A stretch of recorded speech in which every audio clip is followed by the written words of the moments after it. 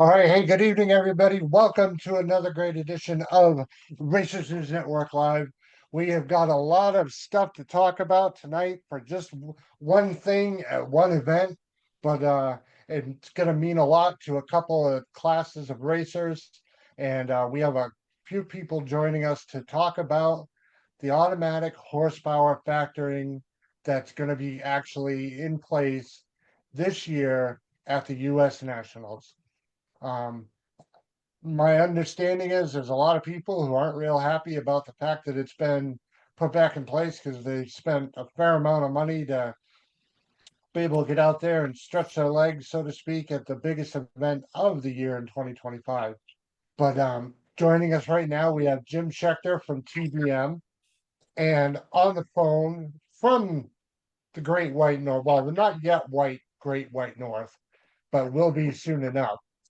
um, my buddy Alan Harper, and Bob Bender is going to be joining us very shortly. So, good evening, gentlemen. Welcome. Good evening. Thanks for having me. You're welcome. Al is a longtime supporter, first time guest. First time guest, yep. Yep. And Jim has been on with us, I think the second time. This is the second time. But Jim works for TBM Brakes, prior known as the Brakeman, but now it's been Right. rebranded to Second time. TBM. Yep. So I guess let's not. Oops. Can you guys hear me okay? My connection says telling me it's a little shaky. Yeah, I can still hear you good. Um. So guys, obviously you both run stock, super stock. What does this mean to you both as racers that what are we basically 4 weeks away from the event and they took the horsepower away from you guys?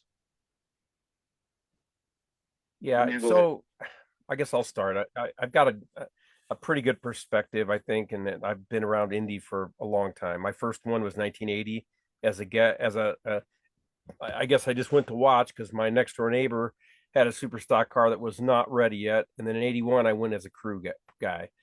First one I raced in was in 1986. I got smoked in class, didn't come anywhere near qualifying, and had the rest of the week on my own.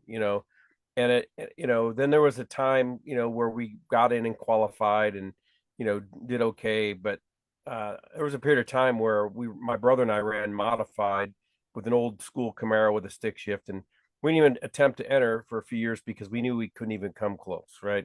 Indy's not for everyone. So I'm saying that out front. If you think your expectations are that you're going to go there and win and you're running 3 or 4 tenths under, you're probably just going for something to do. And that's okay if that's what you want to do. But the reason we're talking about AHFS, I think, is less about AHFS and more about expectations, and communication. I Saying all this, I stuck with my Indy experience. I was fortunate enough to be a many-time class winner. I won Indy in stock eliminator in a stick shift 65 Chevelle in 2000. I've been down to the semis a few times in super stock, or a couple times. Not won it in super stock, but I I try to prepare to have everything fresh and be competitive when I go. That's not changing for me this year. What I see as the biggest challenge for Indy this year is number one, NHRA is not known for their communication, so I think a lot of assumptions were made. If you were really going to talk to an NHRA official, which I know you invited one and they wouldn't respond, and I understand why they wouldn't. Um, they would probably say that, look, it's published, HFS is on, unless we say it's not. And remember, last year they pulled it off. So I think a lot of people assume they do the same thing. So what does that do to a racer and to the affected racers potentially? They probably didn't worry about their average in the first part of the year. So I suspect, and I don't have the stats on it because I typically look at mine. I don't really try to dig through everyone else's. But if if your average is pretty high, even if you don't go to Indy, you're sweating the people in with your combination that are fast, that will trigger again, or maybe it's already under review and they raise the average. You're going to get horsepower. I think it's less for the average racer. It's less about the cars that go 130 under. There's less of those out there than the majority, right? I think it's more about the second under triggers that can initiate a horsepower review, and they're worried about what can be done to bring it down. I worry about that too. Now, I'm in a little different spot because there's fewer cars with stick shifts, so it can get either really difficult or real easy depending on who hits it and when. But I try to do my part to not waste horsepower. I don't mind going fast. So my feeling is this: I'm going to go to Indy, and if I have to go as fast as I can, and that's a trigger to win class, I'm going to try to do that. And that's my game plan. The super stock car, I'm changing engine combos. I might not even qualify this year. I don't know, but I want to do it anyway. I'm going to try it. So anyway, I think it's about expectations, maybe misguided expectations, because NHRA has a rule that includes AHFS, doesn't say except Indy, but conventional wisdom would say, hey, they pulled it up before. There were probably some expectations that it was going to happen again, and now everyone's kind of upset about it. I would say that NHRA, to their credit, they may be listening to customers, because there's always a lot of people that say, oh, these cars that are number one qualifier, that's not fair. They're cheaters. They got a weird combo, whatever. Well, I would say to them, look, if you go back in time for 40 years, there's always been combinations like that, whether it was a factory Ford Cobra Jet in 68. These aren't new, right? To somebody with a Corvair or some kind of oddball combo. That's part of the game too, right? And I'm okay with that. But some people get really wound up about that. So NHRA is never going to please everyone. Could they do better at communication? Yeah. Maybe AHFS, because they tweaked it by taking out the mine shaft and they tightened up the ability to lower the averages. Maybe they could adjust that. But the funny thing is that for as much crying as we get about the U.S. Nationals, and I say that being a person that would rather see HFS off at Indy, they're kind of damned if they do and damned if they don't. I'm sure they get complaints every day about how come these same guys are number one qualifier. You don't let HFS work by taking it off at Indy when everyone's going to go fast. Now they do it, and they're probably like, what can we do? To me, from my point of view, if they were going to do it, they should have done it like in February. They should have just said, you know what, this year we're not going to have HFS. Let people plan. And the reason I think that's probably the biggest legitimate gripe is because they didn't have it last year. And let's face it, we're sportsmen. We got to ask to get off work. We got to save money. We got to work on the car, and we got to get there. And there's some people from the West Coast that are making that trip from Indy. That's a long trip, right? And I mean, if there was any fault there, I'd say NHRA deserves some heat because of their poor communication.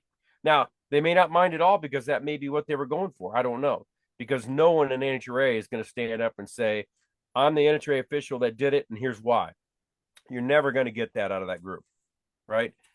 We do have a sportsman racers committee, and I know there's some communication that goes out about that, and I think they're bringing the subject up again.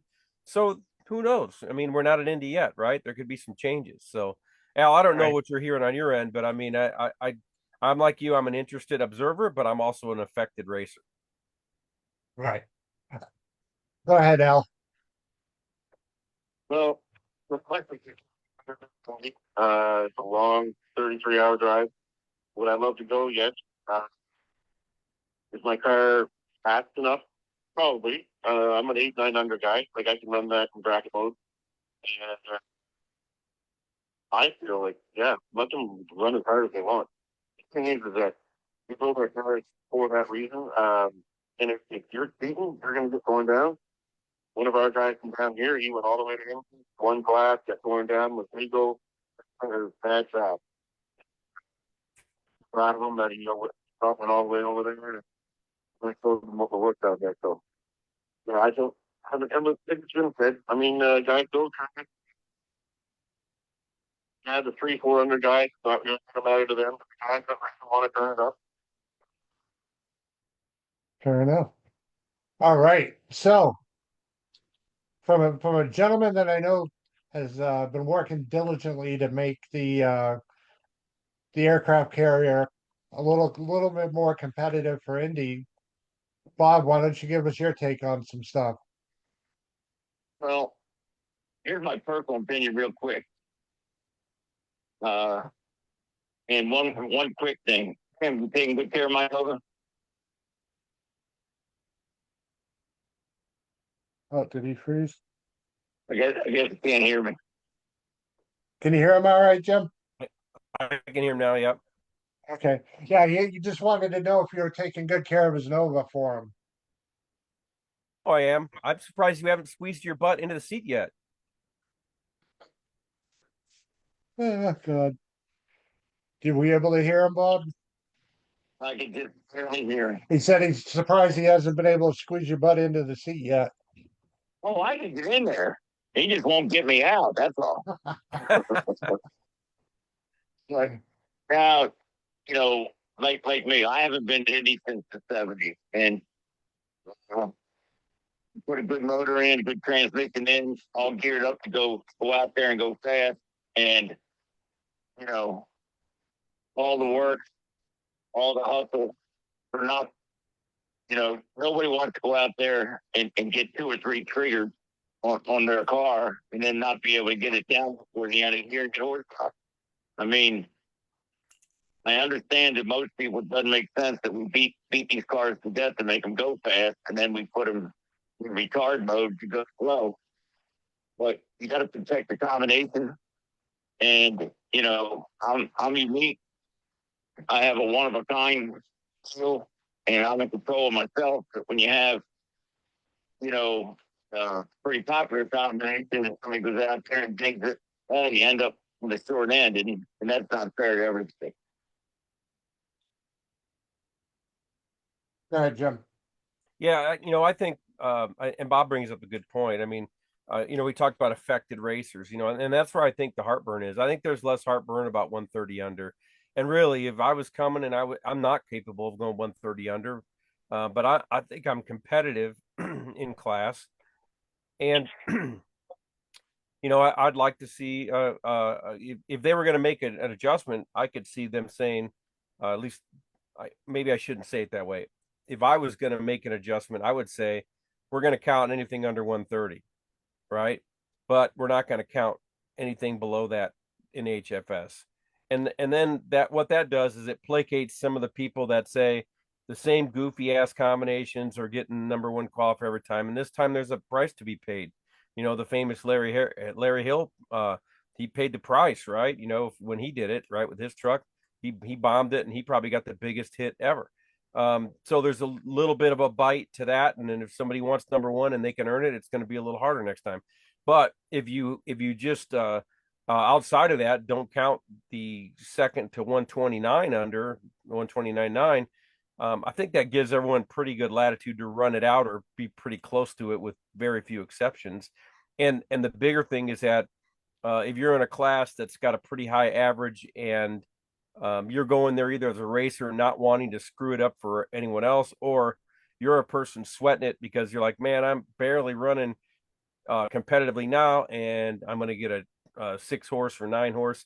It's going to make it that much harder. So I think there's something that could be done there, especially, and they could make it a one-time thing. They could say, you know what, it's because we didn't come out.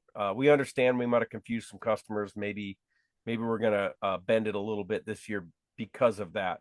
But the other part of it is that, from an HRA perspective, they need a process, right? And HFS is their process to control this. It's not like the old days where if you pissed off somebody off, they just got the magic eraser out and erased, some of your ET, right? Or they added horsepower with a pencil. That stuff used to really happen. And, there was a lot more teardown. NHRA wants something that's very hard to have. They want a system that will make it fair for everyone and doesn't require them to do much work. I won't say no work because they got to control the data. But look at what the conversations we have now is since COVID, Indy's been a no teardown scenario, or very rare. Is there any real substantial teardown? Just a small sampling of it, and I think that's a big problem.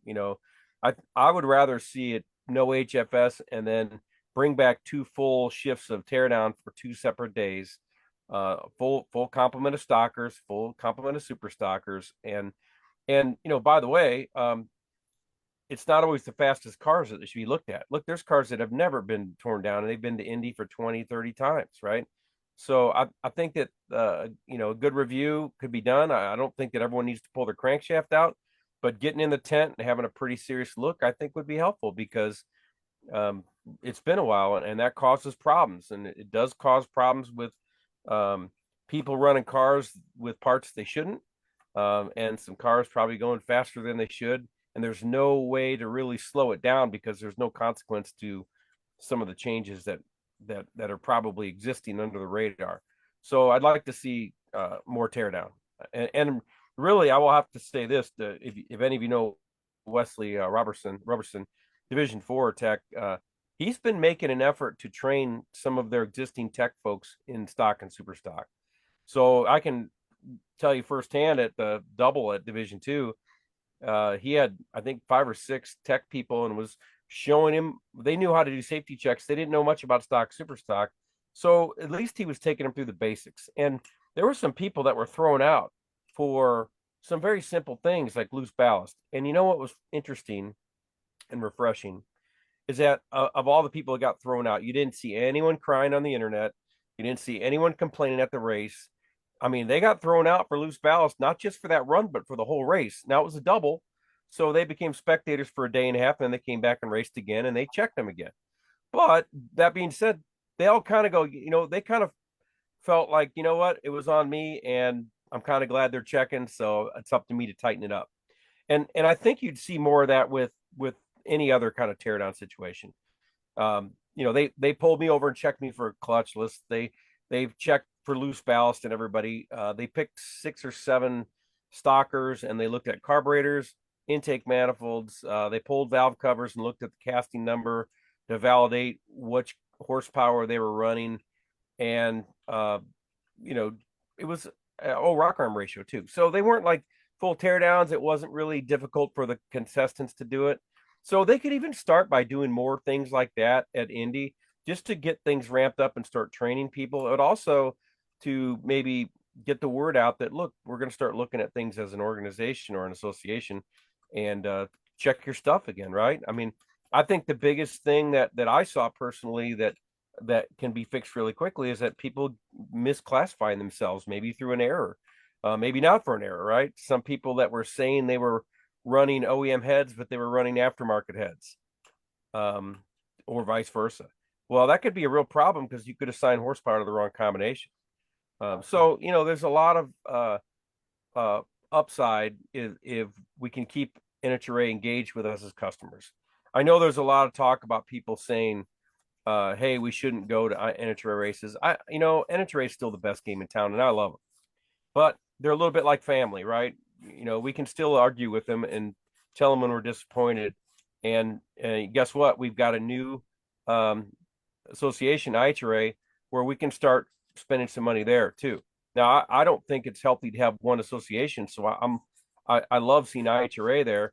So maybe that'll help if IHRA gets some traction.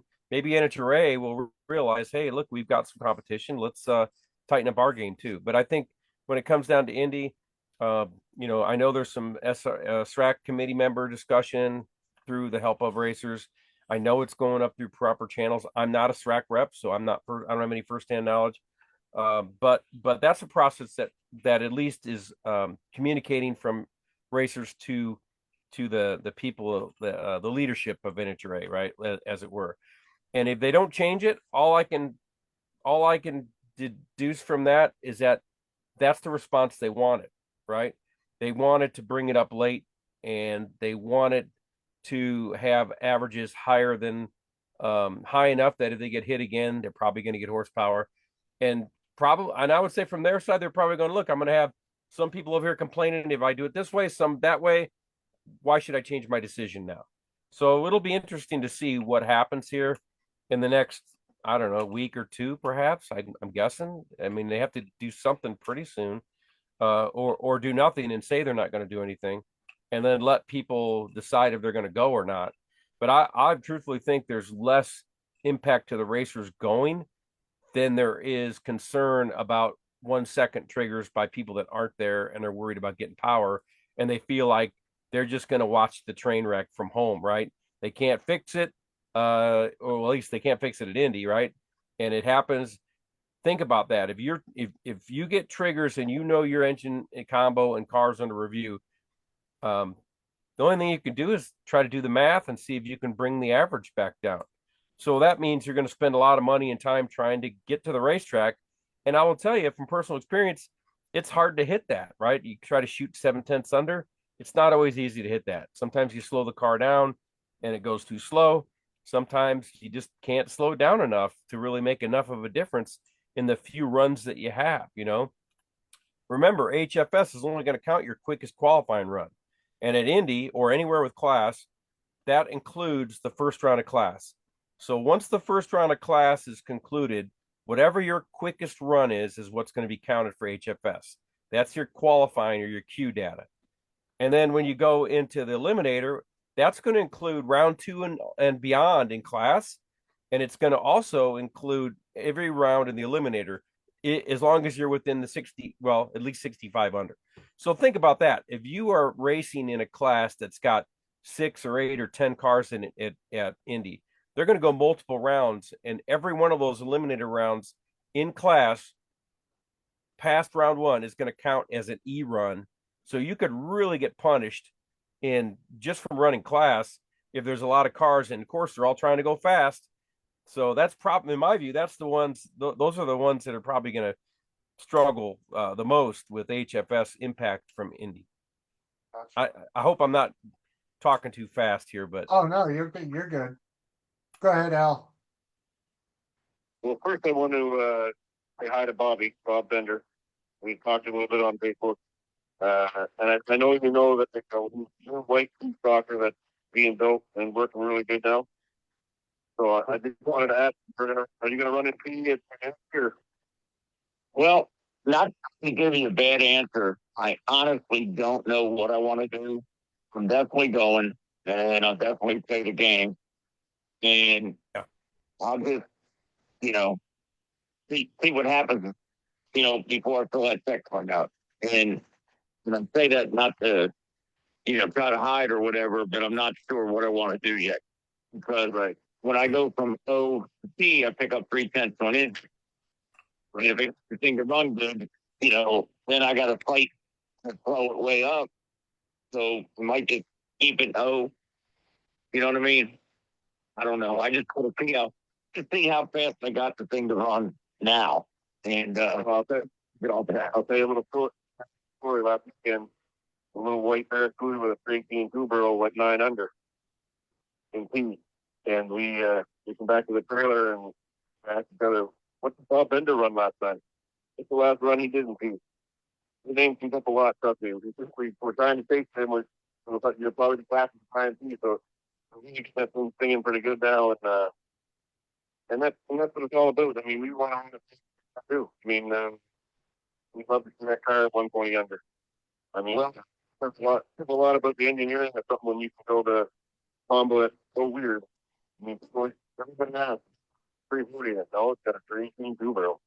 I just can't believe how hard it's fun. I mean, that thing is kicking now, and they really want to do it for us and do it. Well, and Bob, you know that you choosing the class you're going to be in. That's I'm running a combo that's so tough. It's you static and you run with it. I mean, that's what we want to do with it. Yeah. The last time I ran that TNT bracket motor went 102 under. And I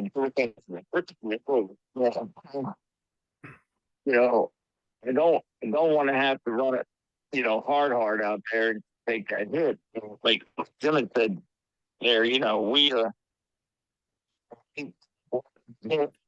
32, and then the average when I was out, I didn't worry about the average because I didn't do much to the car, and it only ran 500, so I didn't even mess with it. Yeah, so I didn't worry about tuning it up or doing anything with it, just run it. Right. And like I said, like Jim saying too, I mean, they travel all the way out there. Any ferry doesn't have it. They need to figure out these guys are spending a lot of money. I mean, I know how much I spend, and I mean they're spending way more than I am. So way faster. Uh, you want to be able to go there, and you want to be able to show your friends. I mean, a lot of guys aren't going to do it now. Exactly. So it was disappointing. It's our Super Bowl, so let us enjoy it. And there's guys out there that can go really, really fast. And I can be penalized, you know, because somebody's got a hair up their fanny or whatever, and they want to give them everybody horsepower. And I just don't get it. You got 3 or 4 tech people in the whole entire country that can actually do a tear down and know what the heck they're doing. And if they don't show, they don't have anybody to tear them down. I had a long talk with Lonnie at Norwalk and in Gainesville. Him and Pete come walking by. I got the valve covers off. He said, "What are you doing?" I said, "Stuff in the valves." I said, "You want to roll the cam while you're here?" And they're like, "Well, why would you volunteer?" I said, "Well, I wouldn't." But then the valve covers on, and get your stuff, roll the cam. And then Larry Wiggins come by, and I said, "Hey, that's PG in the back there. Let's do a cylinder." And they're like, "What is wrong with you?" I'm like, "The engine's right." "Well, I don't care. Check. Let your people learn how to do stuff here." And they just thought I was insane. Well, there used to be a way to do that, Bob. It was called setting a record, and I talked to Wesley. I said, and if the air's good in November, maybe I'll go set the record out at his place at Bella Rose in Division 4, which I know he'd have no problem with. In fact, that's how we first met, is when my brother set the record out there in 2004, and we were the only ones that set a record that day, and he wasn't too thrilled because we were standing between him and the Outback Steakhouse, but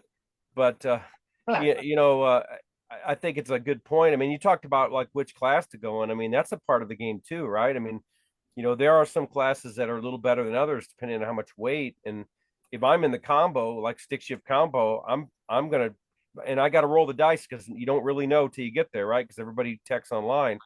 I probably go to I, right? That's the class I can go the farthest under. Not only do I have weight in the trunk, it's probably 600 or 700 quicker just on paper, right? So there's that. But earlier in the year, I stayed away from it and didn't even run I because I had somebody to run in G and we were close enough. I thought, you know what, that'll be fun. It's a fun race. We can duke it out. Probably can't run a second under, but we're both really close. So that's what I did at Gainesville and Bella Rose, and that was fun. I mean, so there's ways to kind of work the system and still have a good race, right? I'm not into 1,000 foot. I'm not even too worried about somebody that doesn't ever look at their engine or do any maintenance, and they drag the thing out every 10 years and they don't put any effort into it. When look, I'm not a big money guy, but everyone's got more money or less money. That's not really the measure. But when I go to Indy, I try to have everything fresh and ready to go, right? And that means like I changed camshaft. I mean, I'm changing engine combos. This is stuff that takes a long time to do, right? I'm not alone in that. But you try to get your A game for Indy. So I don't want to see Indy become bracket only, right? Because I think that's just dreamers and schemers that don't really want to put the effort in. They want Indy to be prestigious because just qualifying is something to be proud of at Indy. It always has been. But if you took that away amongst all the other things, I don't think I'd go. So I think they need to keep performance into it somehow. Again, I think NHRA, they need to do a lot better at communication up front. Their timing and their lack of clarity is certainly a beef that anyone could have with them at this point. I hope they come through with something, whether I mean, even if they come up and said, we're not changing a thing. We told you it's in, we never told you it was out. It's on you. Hey, if they said that, at least I could respect their opinion, right? But if they hide behind the velvet curtain, which sometimes they do, that's disappointing. So we'll see. They've got time to communicate their, any changes or lack thereof, and people can make a choice to stay or go, right? But they can't wait till the last minute, because if you're in the West Coast, for example, you're leaving pretty early just to get there, right? So I think they've got to be mindful of that. And my hope is that they take some active steps to communicate better. Hey, Jim, Yeah. when you do put a tear down and they tear it down, why don't they give you the national record at that point? Because he just certified the engine as being correct and you went fast. Yeah, I think that'd be wonderful. I mean, you know, I've been through teardown in Indy a number of times between me, my brother, some friends of mine, and you know, guys that I drove cars for, and you know, yeah, we brought up the same thing, you know.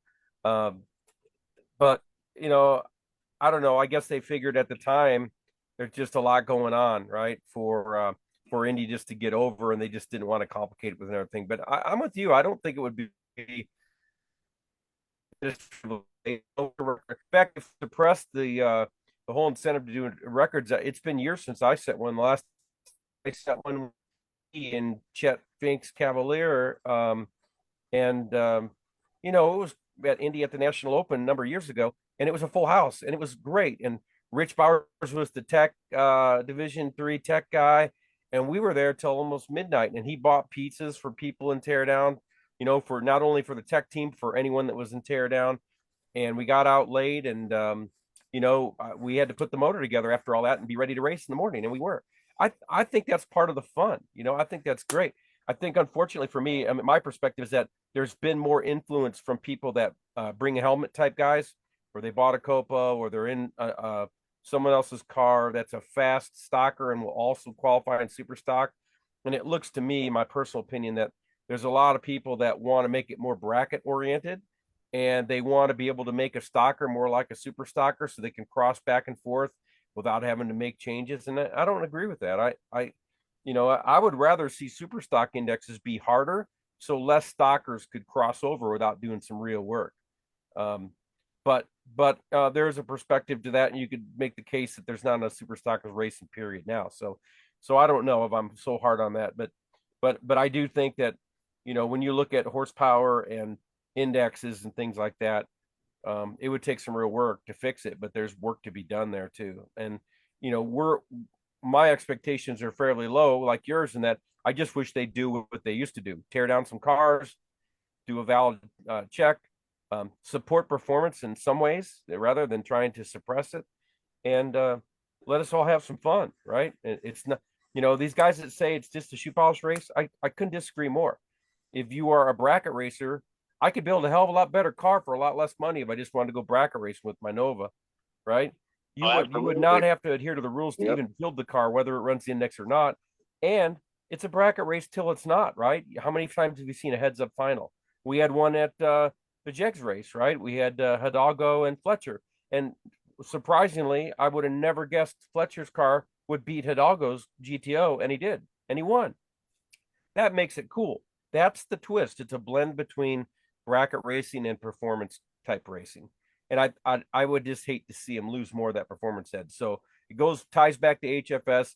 Hey, if you were going to ask me which way I would vote, I'm going to lean towards knocking HFS off because it's the cleaner way to go for Indy right now, given the circumstances. But I'm going to be there either way, and I'm going to manage my race car. That's all I can do. Hey Al, when we were getting ready to come on, you said this topic was kind of the hot button issue at Miramichi. Obviously, not asking you to mention any names, but what was the consensus amongst the guys there that were planning on or are still going to Indy? Well, asking some of the guys, I don't think it's anybody going to Indy this year. What they from there or guys that are fast. Plenty of cars. I'd win 85 under and was number 15 on the board. So, I mean, there's guys that run 120 under here like nothing. So, guys that are fast. And, I mean, those would be the ones that could hit. I think there's all an agreement that, I mean, if you're going to build a car that's fast, and there's plenty of cars being built this way, up this way right now, 3 or 4 I can think of that are going to be really fast. And I'm probably thinking, like, where are we going to be able to fix this and have some real fun with it? Right. So, I think we talked about that kind of stuff. I mean, just coming into what Tim was saying about teardown, I was torn down 2 years ago to the record in Super Stock Day. I've never been going down before. Wasn't quite sure what it was all about. Like you said, it was actually, I really enjoyed it. It was nerve wracking. It was everything that you can imagine. And I was super safe. And we even said, like, geez, we could have did more and all this other stuff. But we built an engine that we knew was illegal and didn't want to have that worry. And the tear down is very important to flash. Really important. Cool. So the Hows aren't planning on going out this year? No, I think there's a family commitment that they're Canada this year. So Gotcha. All right, so that's another topic I wanna jump into a little bit is tech stuff. Now, a lot of people, especially since it seems to have been a large number of accidents this year, and there's one specifically that I'm thinking of. What do you guys think about the tech process that's going on? Bob, go ahead and start with you because obviously you have been there, done that, and worked with one of the best in the country. Well, I think that online tech and all that is crap. Somebody needs to look at the cars once in a while.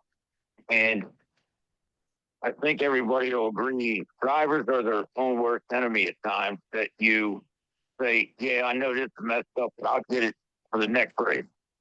Something that should be taken care of before the win to that race. And you got to have that concern that, hey, somebody's going to look at your car because the crap with, things going on with crashes and this, that, the other. I did accident reconstruction as a policeman, and I could say the 40 years I worked for NHRA as, on a certification team, we got to look at stuff because sometimes people actually do forget. But 80% of the time, it's like, oh, well, I thought, you didn't think you did this on purpose so you could go fast and hope nobody catches it. And cars need to be looked at. And I remember Summer Astros 100 years ago, Dave Lay said to me, when you come up for tech, go around everybody comes ahead of the line. And I pulled the car up, opened all the doors, the back, the hood, and got a water and went over to down. And they had all these guys from all over onto the car. And one guy thought the weight box was the fuel cell. And they had to tell the guy, no, that's a weight box. That's not a fuel cell. So he was like, hey, you got a fuel cell inside the car. They just don't know. And, they hire people today that don't know a whole lot. They just, do whatever. And like I said earlier, you got 3 or 4 people that know really what to do that work for NHRA. Wesley Travis and a few others, Pete, them out there, they know what they're doing and they can go through the car. But nobody looks at it.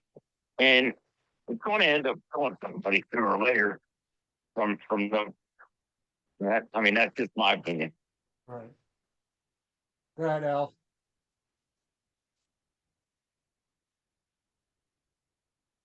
my opinion Yeah. is that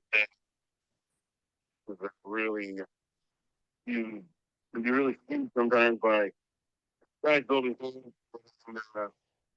And Bob and Jim both probably have seen this where there's no way cars could be on the track. There's no way. I've seen them upside down in the woods with battery and paint hanging out of them. So we're pretty much up here, Division One. Glenn and his team, they did a really good job checking on the last weekends in Naperville and in Mary McPhee. They did a staffing search. That being said, there's guys run the everyday weekend stuff and have help that are vehicles or whatever. And that's gonna be checking. That I can work on my stuff just because I know that we're gonna get report. It's terrible what's happening. Links with wrecks and everything else. And I tell people, this guys at the local track here that run high horsepower stuff, and we had a chat with one of my guys the other day that ran full mod one time, and These tires will hurt you. Will hurt you bad. You don't check them and you don't take care of them, and you really have to pay close attention to everything, not just the engine and how fast car goes. You got to get it to stop. You got to get to do this and that, and yeah. Uh, we're lucky here. We last Division One race, so the last competition we had last weekend.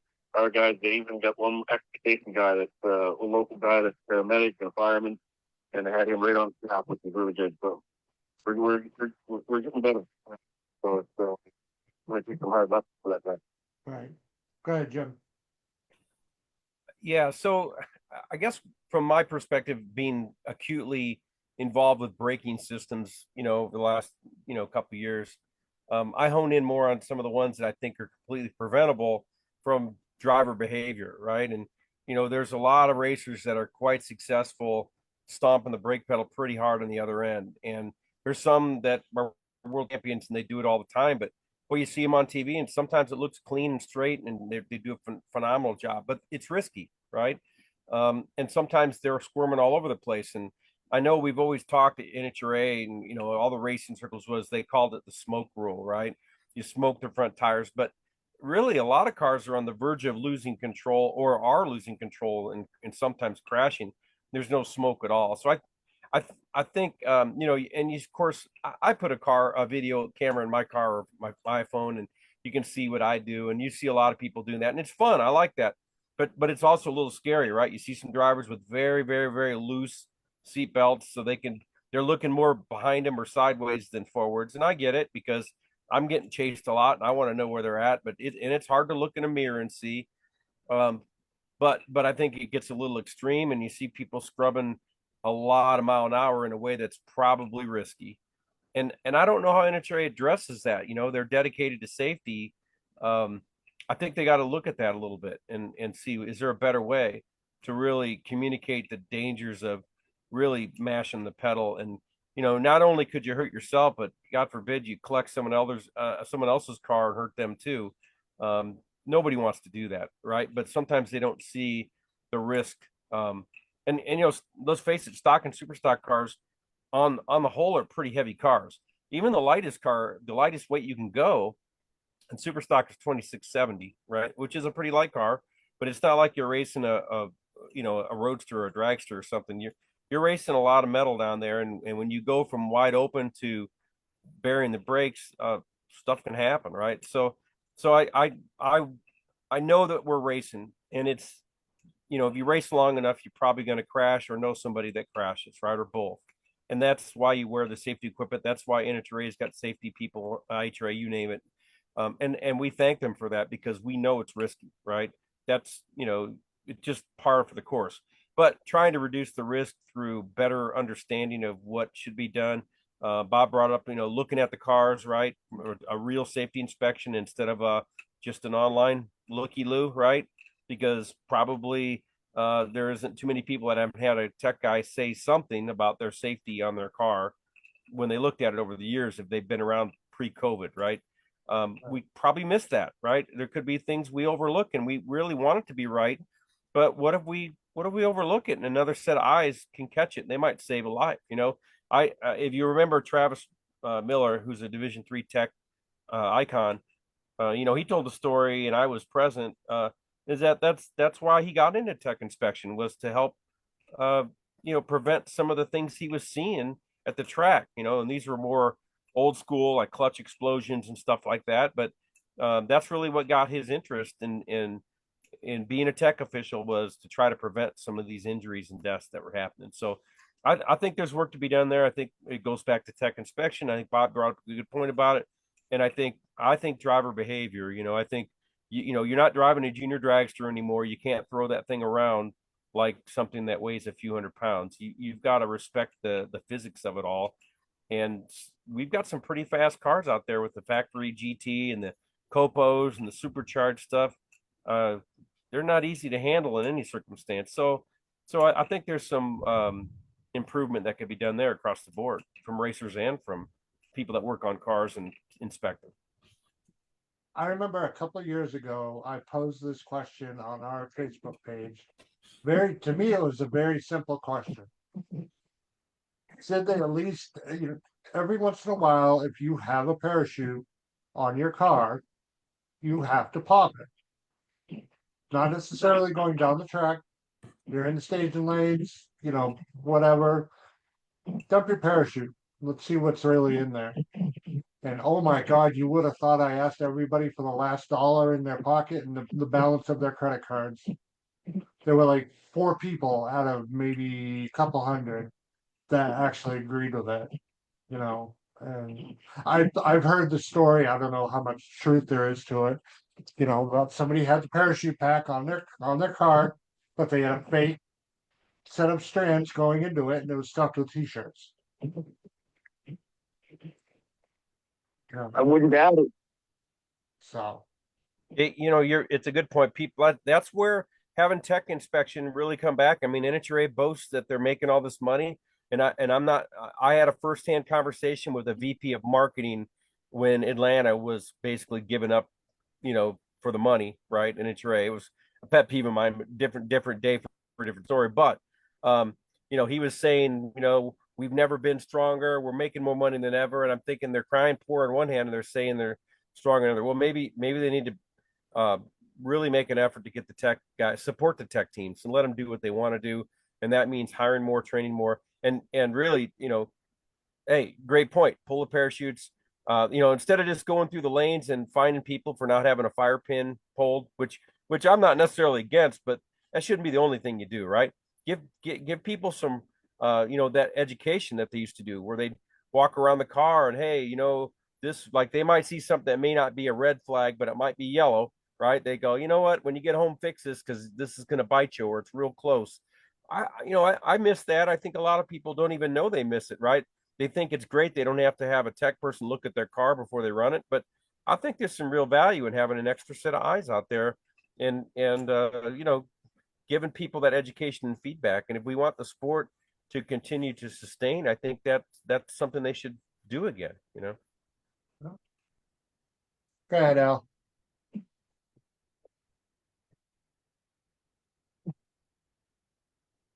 Totally agree. I think there's a lot going on at the track. I understand that, and everybody wants to get through the lane.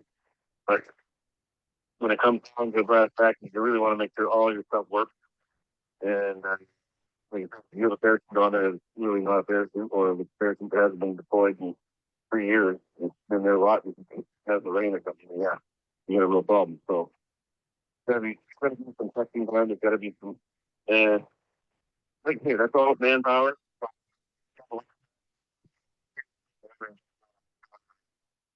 Second question, but they have to be trained in the way that they know what to look for too. Absolutely. Go ahead, Bob. Well, I agree with everything that we've discussed so far, but I truly believe, in the old days, we had carburetor numbers, only select carburetor numbers, to detect the numbers, to detect the intake number, to detect the head number. And, I don't see anything wrong when you're a fuel tech, somebody come up and say, like in my case, that 184 birthday. Oh yeah, it is. Okay, go ahead. That's something. I was at one race this year out west, and the tech guy comes over and I see your helmet. I said, absolutely. I handed the helmet. He goes, well, it doesn't have a sound sticker in it. I said, you got to roll with the phone. You do? He said, give me the helmet. So I roll it back. And he goes like, oh, okay, thank you. And I'm like, are you kidding me? Hell, even I know that. And, I was at, another track. I run an airplane. The guy says to me, is that a quadrant jet under there? I said, yes, it is. He said, can you take the air cleaner off? I said, sure. And he goes, where are you going? I said, I'm going to walk back to the pit and get a wrench. Well, you don't have a wrench in the car? I said, that's the legal balance. And he chuckled. He goes, how come you don't have a wing nut on it? I said, because they back up and get loose and fall down. So you don't need that falling somewhere and ended up inside the motor. And it's like, they don't have a clue. Like, they mean well and they ask good questions, but they don't know what they're looking for. Well, again, I think there's some effort to re-energize some of the tech through education. I'm all for it. I think that's great. Um, and I haven't, at least there's some effort being made out there. So I think that's good. I tell you, there's probably a story like that everywhere. I mean, when I was a kid, would have been 1981, or it might have been 1980. We went to Warner Robins, Georgia, and I was riding with my neighbor who had a super stocky automatic. And we were at Warner Robins, Georgia at the racetrack. And the tech guy was clearly not a true division tech person, fairly new. And he pointed at the carburetor. This is a 427 69 Camaro, super stocky automatic. He pointed to the carburetor, which was a 780 Holly. He goes, "Is that a Holly?" And I was like, "Holy cow! It could have had any carburetor we wanted." And that was 1980, 81. So I think you're always going to have some people that are in different progression of understanding. But I think the biggest thing we can all agree on is this: they don't have they're not backfilling and training enough. And I saw some effort this year to do some of that.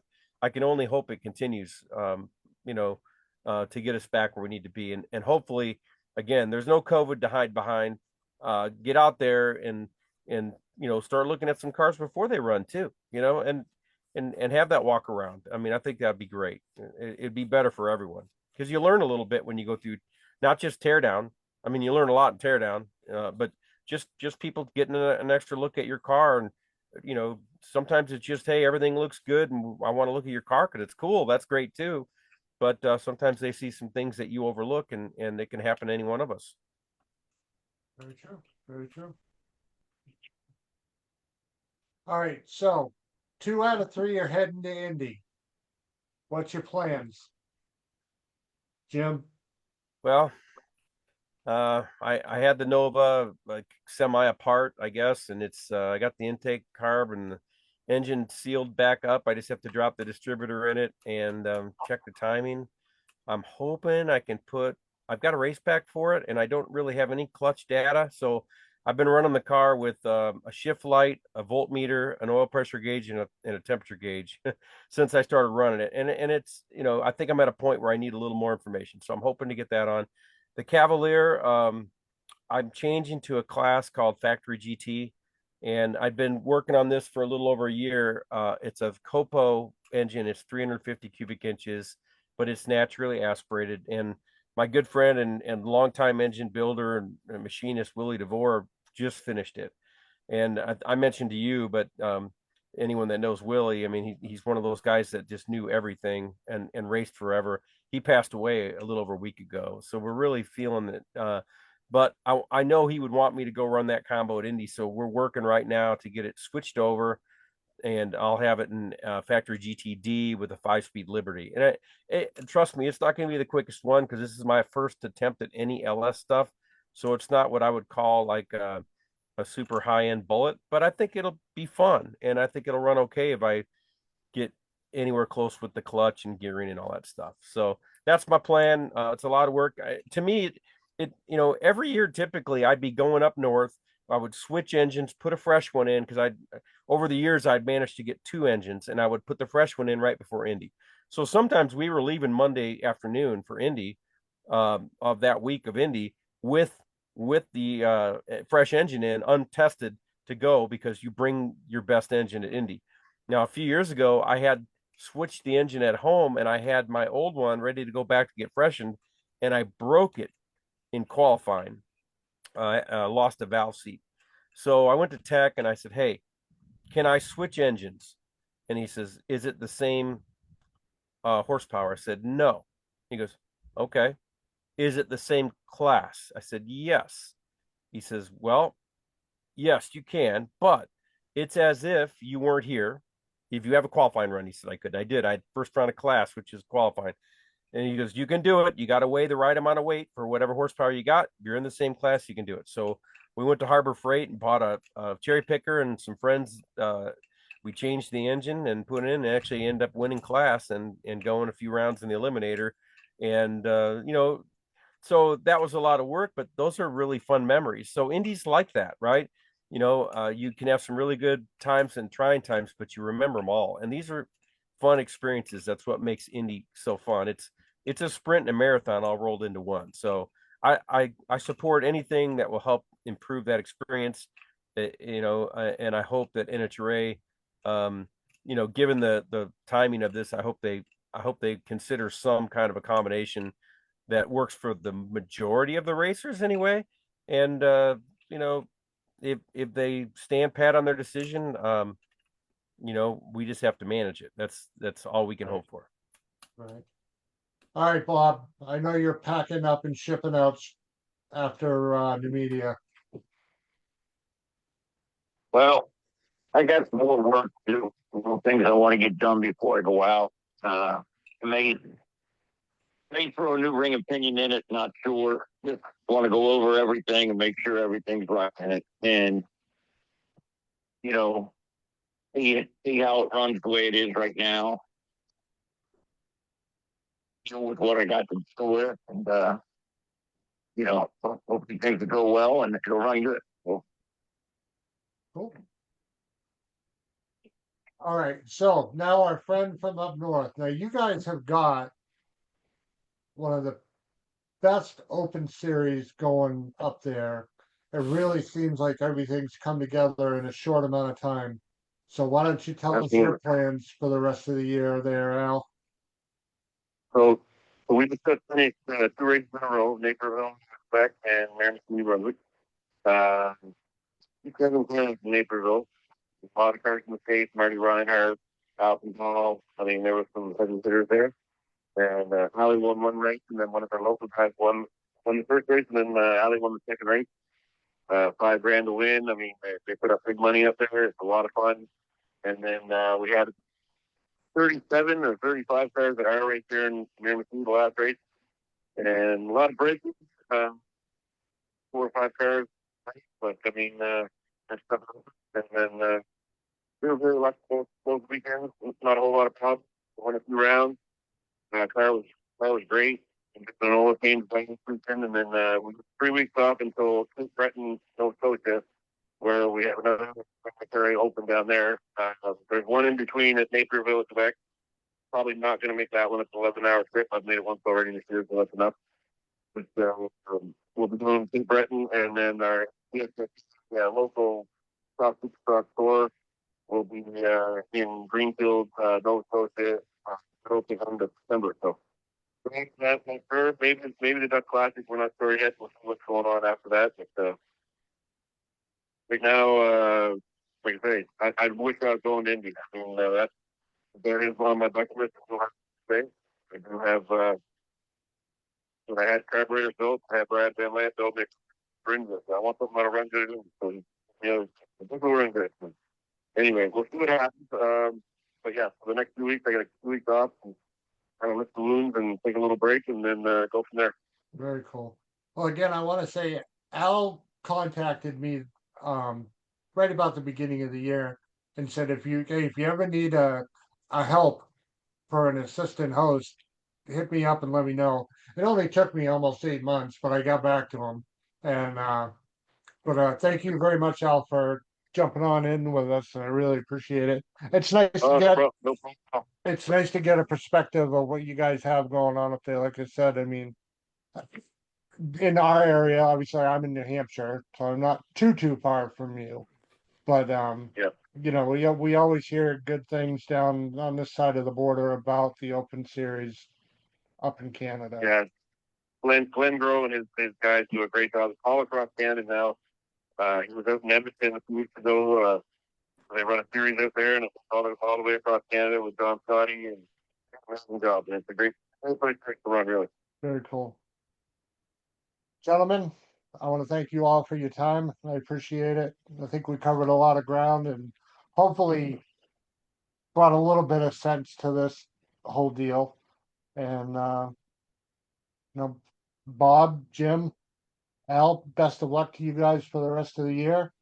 And appreciate it. Thank you, sir. You got it. Good talking, Bob. Same here, man. Get my number from Chris and call me. Hey, Bob. Yeah, 3 hours We're gonna have to talk about that. Maybe you'll have to do a guest seat in the Nova. I'm just gonna have to put an injector spring in there to get you out. You bring your engine crane with you. Yeah, we'll hook him and drag him I out. couldn't hear. What do you say? He said he's gonna have to he may have to give you a trial run in the Nova. He said he'll put an ejection seat in it for you. I told him just bring the Harbor Freight motor hoist with him, and now you can pluck him out that way. Well, I got my jacket and pants with me, but he planted in there. He made a good spring under me. All right, guys. All right. Thank you again for your time. I really care. appreciate it. See you guys. Take care. Hey, guys. All right. Thanks, guys. Have a great night. We'll Bye. talk to you all later. Bye now.